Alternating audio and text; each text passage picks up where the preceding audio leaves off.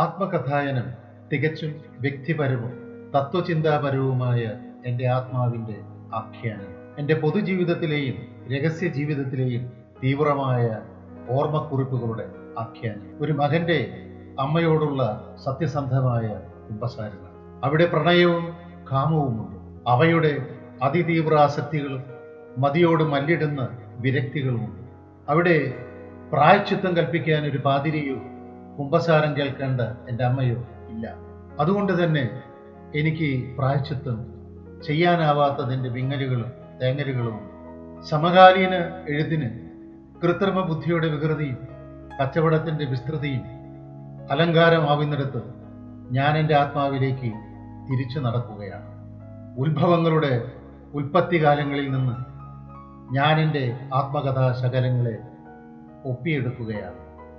എള്ളോളം പോലും കളവും ചതിയുമില്ലാത്ത മനുഷ്യഗന്ധിയായ ആത്മകഥായനം. ആത്മീയതയുടെ പ്രകാശമുള്ള ആത്മകഥായനം. പാപമോചനത്തിനായി മുട്ടിലെഴയുന്ന ഒരു പീഡിതന്റെ ആത്മകഥായനം. മോക്ഷം തേടുന്ന ഒരു പാപിയുടെ ആത്മകഥായനം. ഞാൻ എൻ്റെ പ്രിയപ്പെട്ട വായനക്കാരെ ഈ ആത്മകഥായനത്തിലേക്ക് ക്ഷണിക്കുകയാണ്.